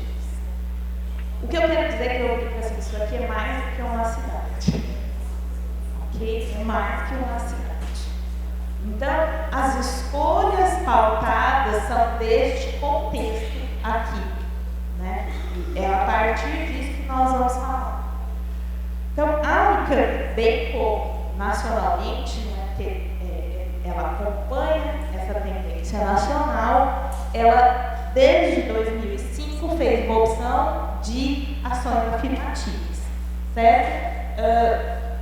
E ela tinha uma taxa de 30% de ingressantes da escola pública. Era uma bonificação, não era por cotas, mas era uma bonificação de entrada, né, que acrescia a nota da prova de ingresso. Um outro programa que eu poderia ficar à tarde aqui falando, se deve estar aqui comigo, lá no MEC, mas também não consegui falar, é o PROFIT, que é o Programa de Formação Interdisciplinar Superior, no qual ele é restrito aos estudantes de escolas públicas de ensino médio que residem em Campinas. Ele só acontece na cidade de Campinas. E este aluno, que é o melhor do Enem, tem que ter a nota, mas tem alunos de todas as escolas públicas da cidade de Campinas. Ele fica 2 anos na Unicamp, se preparando no curso de formação interdisciplinar e depois ele ingressa no curso de graduação. Também tenho muito orgulho de ser professora desse programa e lá a gente trabalha muito a questão da escolha, mas está aqui, divide essa missão comigo, de ajudá-los a escolher os cursos que eles vão seguir os estudos na graduação. Mas esse foi um programa pensado também para a inclusão social, de maneira que a Unicamp teria, pelo menos que os estudos mostravam, que mesmo os estudantes de Campinas nunca cogitaram estudar na Unicamp. Então, era uma forma de ingressar pelo menos um aluno de cada escola pública de Campinas. E, em 2019, culmina uma política institucional de cotas raciais, né? Cotas raciais, também para alunos ingressantes de escolas públicas, também a adesão ao SISU, né? Então a gente entra com uma porcentagem das vagas para o Enem e o vestibular indígena. Então, é só um tipo, vocês viram que a diversificação aqui foi muito grande. O que, em 2019, levou esse aumento de 30% para 50% de ingressantes de escola. Então, eu vou trazer um pouquinho mais de dados, ou os dados para cá, depois eu volto, mas esse é o retrato da Unicamp de 2005 a 2022. Então, aqui são os ingressantes de escola pública também, que o maior marco aqui para a gente foi 2016, onde aumentou-se a bonificação do vestibular.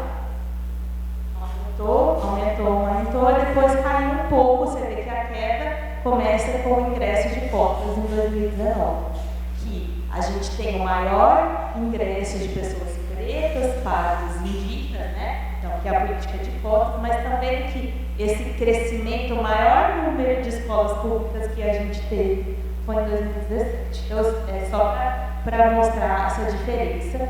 E uma questão que é a renda mínima per capita, né? A Unicamp aqui a gente não tem essa informação, mas o número de pessoas que entram com renda mínima per capita até um salário mínimo pandemia, também em 2018 foi o maior número de ingressos. Então, para mostrar um pouco desse perfil que nós estamos falando. E aqui são os números de bolsas, né, específicos. Não, desculpa, estou falando errado. São números de ingressantes por ações afirmativas. Né? Então, dos 3 mil, vocês vão ver esse gráfico, mas eu sempre chamo a atenção por essa mudança. Que as leis de cotas, a gente sempre fala, cotas mudou, não pode. Mas a gente já vinha num crescente de mudanças institucionais. Ok? Então, quero deixar claro que o programa de permanência da Unicamp, ele não é só o SAI, ele é compartilhado com muitos órgãos da universidade. Então, o SAI, sim, é o que congrega o maior número de formas de permanência, mas a gente tem o SAP, que é recente, a introdução, né, o SAP é o Serviço de Apoio Psicológico e Psiquiátrico, que foi uma iniciativa dos estudantes com a Faculdade de Ciências Médicas, que também tem estudantes. E ele, quando eu falo recentemente mesmo, em 2019, que ele foi incorporado ao SAP, né, uma outra estrutura. O programa de moradia estudantil também, recentemente, em 2019, foi incorporado também à estrutura do SAI. Eram sempre estruturas que existiram na universidade, mas não dentro do Serviço de Apoio ao Estudante. Mas nós temos também um centro de atendimento médico, que é a de saúde da comunidade, o CEPOM, que atende funcionários, professores e os estudantes. A gente tem as creches e as escolas de educação infantil, das mães trabalhadoras, das famílias também que têm crianças. E a gente tem o transporte, o circular interno e, acho que cortou aqui, os restaurantes, ok? A Unicamp tem 3 restaurantes aqui, no campus de Barra de Geraldo, mas também unidades em outras 2 cidades, Limeira e Piracicaba. Então, falar, e lembro muito da mesa hoje, a professora Márcia dizendo, falar de permanência e também falar de dinheiro. Né? Então, desses 3 bilhões de reais para tudo, para pagar a folha, para pagar a luz, para pagar a água, para tudo, a Unicamp destina 101 milhões para a permanência estudantil atualmente. Ok? Quando eu falo que é um esforço coletivo, é um esforço coletivo, é a universidade enquanto gestão que está bancando.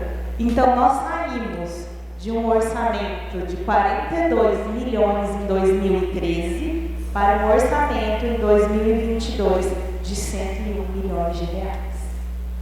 Ok? Para bolsas. Eu não teria condições de fazer essa análise. A Bruna que está nos assistindo, Bruna, esse gráfico é ok? O orçamento para bolsas de permanência, né? Isso aqui é para todos aqueles serviços, ok? O restaurante universitário, que é aberto para todo mundo. Mas bolsas, hoje o SAI tem 16 tipos de bolsas diferentes. Eu não optei aqui na minha fala por ficar explicando tipos de bolsas. Quem quiser, a gente tem as comunicações orais, as colegas do serviço social vão apresentar, amanhã vai ter pôster, nós vamos ter vários momentos de poder falar sobre isso. Né? Mas para bolsas, 45 milhões, saímos de 16 para 45 milhões de reais. Então, falar de permanência é dizer da onde que a gente vai fazer isso. Né? Em que nós vamos investir sobre isso. Ok? Então, eu só quis trazer esse recorte para dizer, assim, a gente pode atender esse número de estudantes. Cada vez mais a luta é para qualificar. Então, quando eu falo um estudante bolsista na Unicamp, eu estou falando a gente, mas eu falo muito isso, foi o serviço social, essa luta do serviço social conseguiu configurar uma bolsa de permanência, de auxílio social, que, se ele precisa de um auxílio moradia, chega muito próximo ao salário mínimo. E muitas vezes, ele é a maior renda da família. A bolsa, tá bom?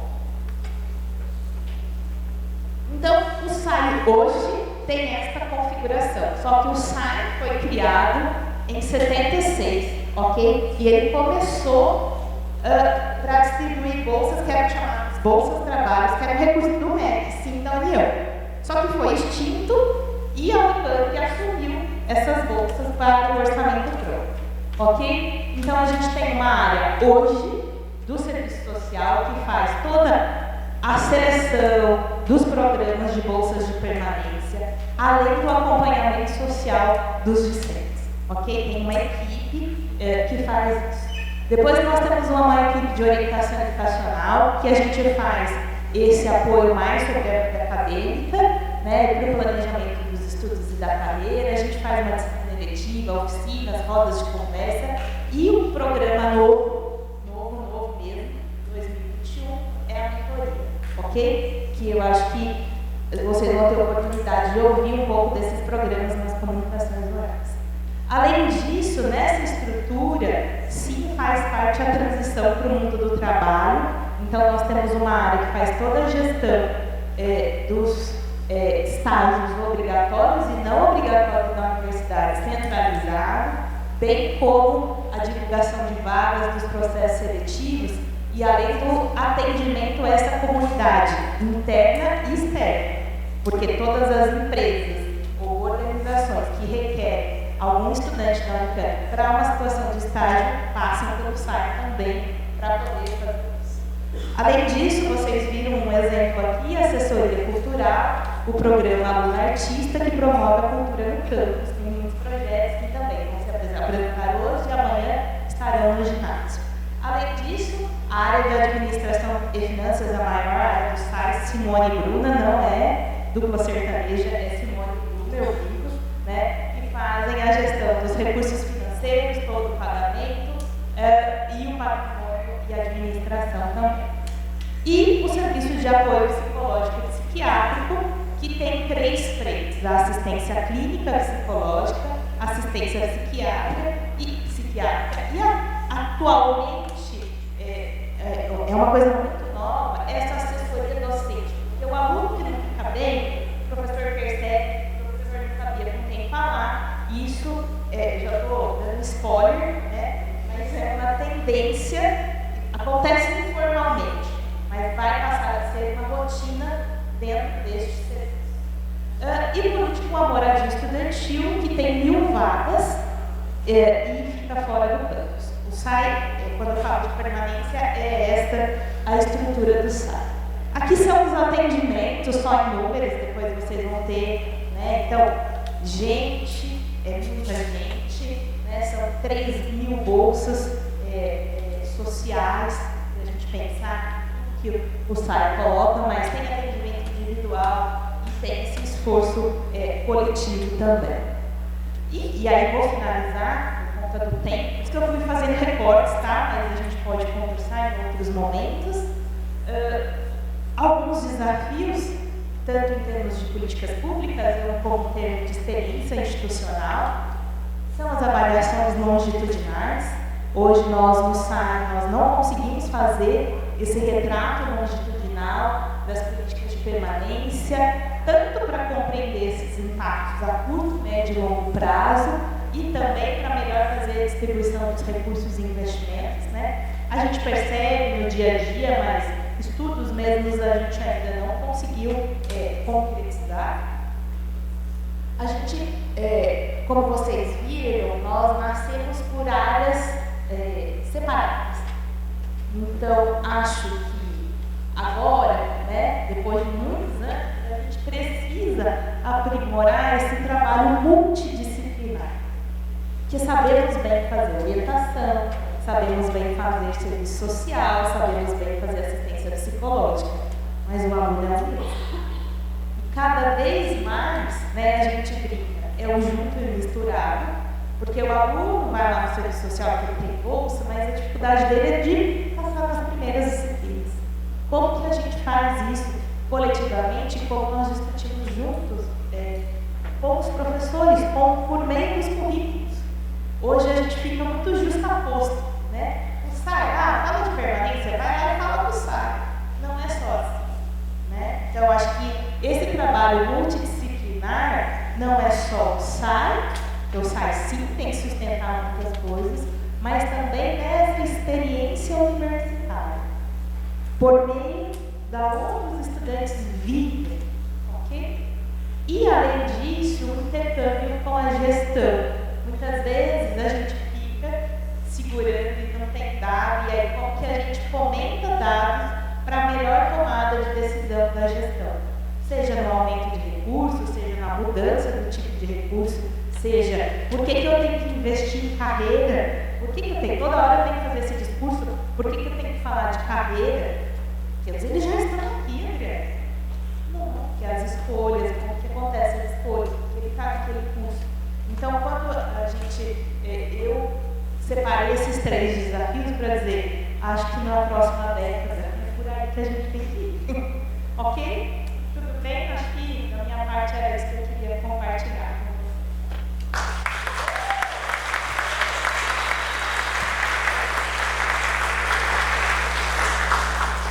Muito obrigado, Viane.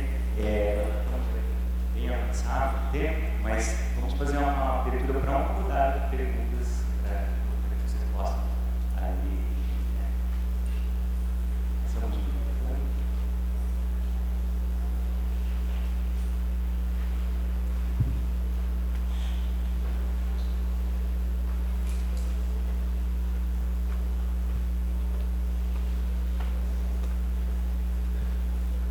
Boa tarde, eu sou a Adriana, assistente social da USP.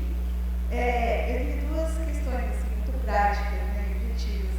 Eu queria saber da experiência do Peru, como que acontece o programa de tutoria. Quem faz, né? Quem realiza essa tutoria? Que é para a gente aqui um desafio. E outra pergunta é para você. Sobre o programa de SAPP, né? Como é que vai acontecer a operacionalização dessas ações? Né? Quem que vai, se é uma rede própria, se são os alunos, se é a rede ampliada? Obrigada.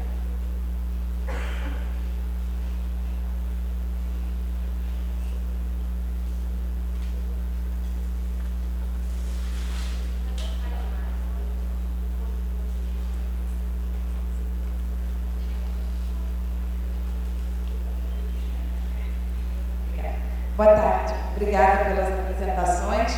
Eu queria perguntar ao Cristóvão, talvez porque foi um pouco rápido, eu não entendi, se aqueles 3 programas que você apresentou no início, o propedêutico, não me lembro, eles são para as mesmas instituições, para as mesmas universidades, ou se são direcionados a universidades diferentes. Só essa. Teria outras mais pelo tempo. Obrigada.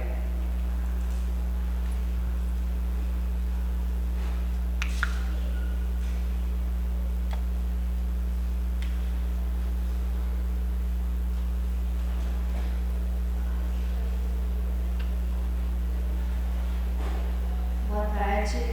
Uma pergunta para a professora Yolanda. No final da sua fala, você disse que os primeiros alunos bolsistas, né, da área pela política, se formaram sem que a universidade se desse conta ou percebesse, né? Pode ser por causa da diferença da língua, a palavra pode ter um significado diferente para a gente, mas você acha que não perceberam ou foi uma escolha consciente fingir que eles não estavam ali para não lidar com as questões de inclusão?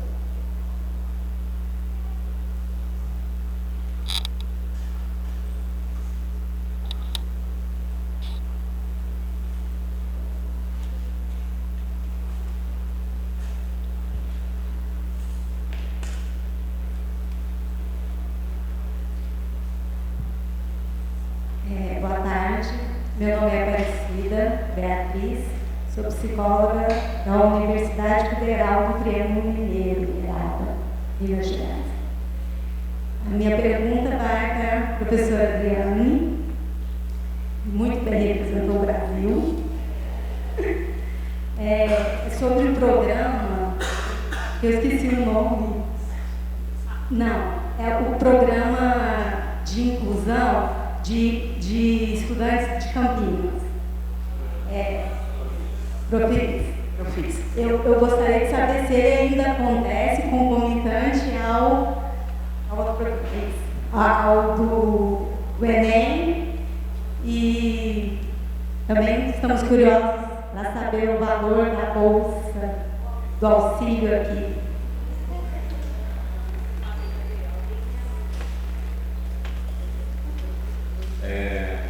Boa tarde a todo mundo, boa tarde à mesa, principalmente a doutora Adriane, que eu gostaria de fazer uma pergunta. Meu nome é Matheus, inclusive eu sou bolsista do projeto de permanência aqui na universidade, recebo a Bolsa BAEF, que gira em torno hoje de R$ 1.200, a base, a Bolsa Normal, pela Bolsa Auxílio Social, sempre em torno de R$ 900, mas com várias modalidades de bolsa. Inclusive eu queria saber mais por parte da doutora Adriane, porque recentemente nós vimos a universidade lançar o plano plurianual de investimento, e nós gostaríamos de saber, Matheus da Física, queria saber o quanto que desse plano vai ser destinado, inclusive, à permanência, porque temos os programas mais avançados, eu acho, no país sobre permanência, mas ao mesmo tempo estamos com uma situação bem crítica em algumas situações, como a moradia, caixa de água de União. Dessas 1.000 vagas que você disse que oferece no PME, só 900 estão construídas, e dessas 900 algumas estão interditadas, nossas casas estão caindo. Assim. Temos problemas com o Escorpião, em Limeira não temos moradia, em Piracicaba não temos moradia. Então eu queria saber o quanto desse plano de investimento da universidade vai ser convertido também em permanência, em auxílios aos ingressantes. Temos vários ingressantes indígenas que estão chegando e a gente precisa garantir a permanência para eles, para os cotistas, inclusive se tudo der certo na nossa luta, para os próximos estudantes que vão chegar na universidade, vão ter que encontrar uma universidade com bandejão, com permanência, com bolsa. Então, se você tiver essas informações, o quanto desse plano vai ser aplicado na permanência, eu acho que isso nos ajuda bastante. Bom, acho que em função do avanço da hora, acho que podemos aí, como cada um da mesa de perguntas, a gente podia manter a sequência das apresentações. Vamos começar com o pessoal. Bom, en mi caso, la pregunta de Rosana, simplemente decir que los 3 tipos de programas que pueden ser tomados por la misma universidad y que van a conseguir en cerca de 30 universidades que se dan los 3, pero hay algunas universidades que eligen tener algunos y otros no. Cerca de 20 universidades eligen tener algunos de esos, entonces es una elección individual de cada curso.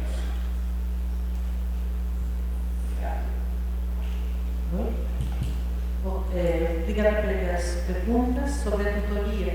No diseño institucional original do programa, foram definidas 2 estratégias: a tutoria e este ciclo inicial, como um propedêutico de nivelação. A tutoria era parte dos compromissos das universidades que recebiam bolsistas.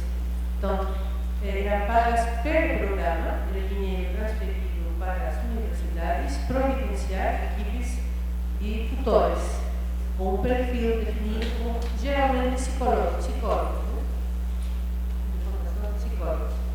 Aí, até o programa decidiu que foram, cada quanto tempo iam a ser as frequências das tutorias, as horas das tutorias, se era individual, se era grupal, todo era definido por el programa, las universidades tenían que crear las condiciones para que eso se diera. Entonces, las daban las universidades, las tutorías, pero eran pagas por el programa. Después el programa mudó y retiró el financiamiento para las tutorías.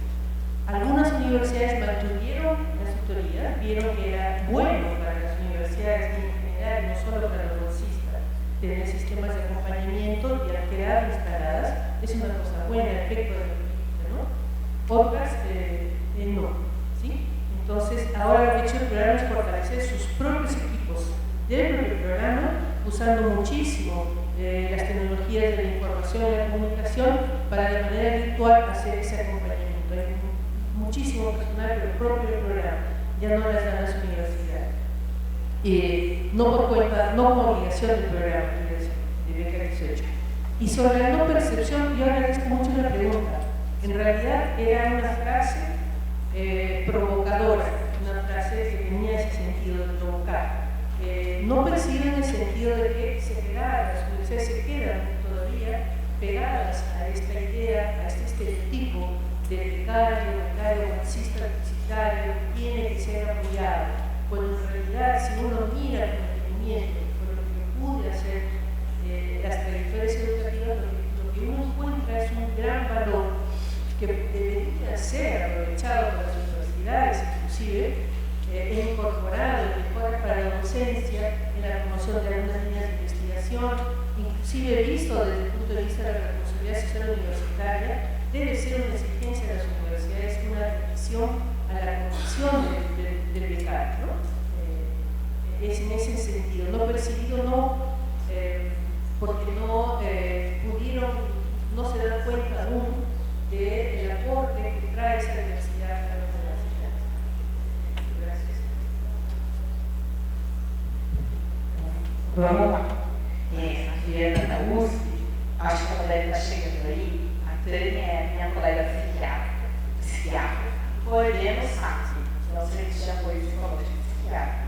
E eles têm profissionais próprios, eles já eram de serviço. E a base deles, eu vou dizer o que eles têm hoje, né? Em geral, são 10 psicólogos, mas durante a pandemia 5 se aposentaram. Então, hoje nós temos 5, ok? Mas está sendo reposto, né, esse número de psicólogos. Então, o maior número é de psicólogos clínicos e 2 psiquiátricas. Essa é a estrutura, mas os colegas não sabem, a Tânia vai coordenar uma sessão de comunicação só sobre essa temática, e aí elas podem entrar mais sobre o tipo de atendimento, mas que é mais clínico. O que nós já fizemos um pequeno esforço, que é essa da área de assessoria ao docente, e também falar de bem-estar, né? Então, mas isso é muito assim, Tânia, pensando que a gente pode ver, o que a gente percebeu no primeiro raio-x foi que a Unicamp tem muitas ações entre os estudantes que poderiam ser focos de socialização, né? Que existe uma rede muito forte de apoio à permanência, mas o estudante pouco chegava no momento correto. Então, quem quiser no site do SAI, a gente fez isso em 2019, a gente fez uma cartilha de bem-estar na universidade, que é para mostrar um pouco da rede que existe na Unicamp, mas um pouco de falar como que a gente fica bem, que é pelas pessoas, pelos espaços de socialização, e quando alguém não está bem, o que fazer. Então, é só para deixar esse material. Ok. Larissa, você me perguntou do Profis, o Profis vive.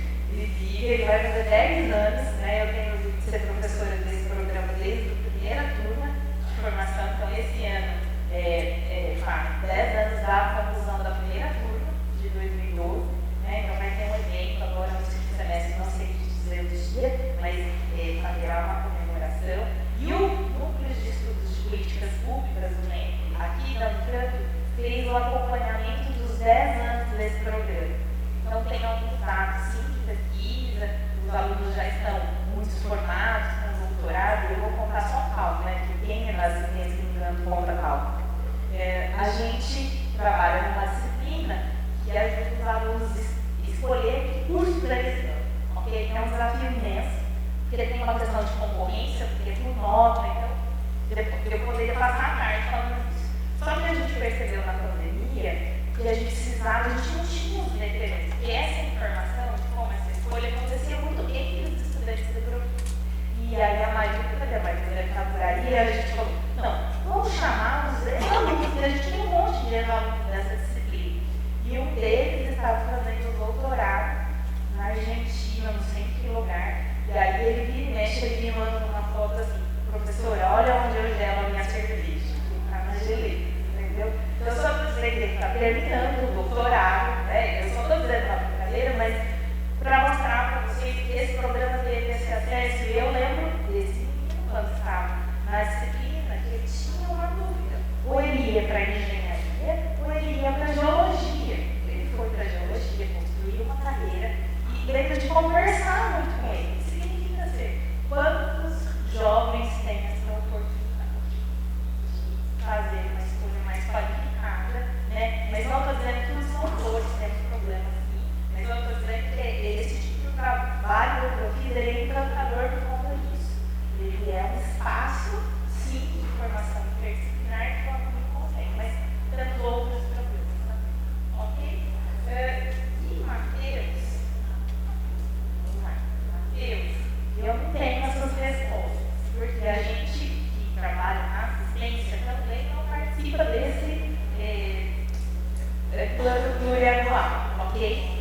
A gente sabe que existe, né? Então, houve uma mudança, então a Ana também perguntou, a Marcida perguntou o valor das bolsas, as bolsas foram reajustadas este ano, então uma bolsa de auxílio social, as meninas do Covid, 900, né? 920, 900, acho que é 900, ok? Mas ela já contempla as 3 refeições no restaurante universitário e mais um valor para o auxílio transporte também, ok? Então tem esse valor, 900 mais alguma coisa.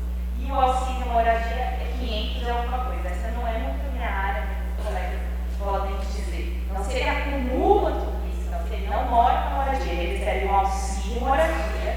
Se ele tem a base, o auxílio transporte, aí que vai R$ 1.500, tá bom? Mas como o Matheus diz, existem muitas questões de infraestrutura, de moradia, e eu acho, Matheus, que o que eu me comprometo é mais para o pró-reitor, ok? Fazer essa pergunta para ele, que é o que eu posso te dizer. Eu sei que houve um trabalho de pedido do orçamento agora, que foi feito com esse estudo aqui que você viu, que tem até um salário mínimo e meio, mas hoje para essa bolsa de auxílio social não chega, não chega nem perto de um salário mínimo e meio, a contemplação não chega. Tá? Então eu sei que foi feito um estudo de aumento do número de bolsas, mas eu não sei te dizer o que foi pedido mas me comprometo a levar tanto para o reitor e assim eu conseguir essa informação de paz, tá bom? Ok. Muito bem, então, gostaria de agradecer muitíssimo aqui a presença da Yolanda, do Cristóvão, da Daniela nessa mesa, e queria convidá-los também para a próxima sessão de hoje, do nosso evento, que começa agora às 16h30, que são as sessões de comunicação oral. A Adriana já falou, já deu a programação para a Interdica, com várias dessas sessões, então eu escolhi elas ocorrerão em salas contíguas aqui ao auditório. Se vocês tiverem alguma dúvida, o nosso pessoal pode orientar vocês se chegarem nesse lugar.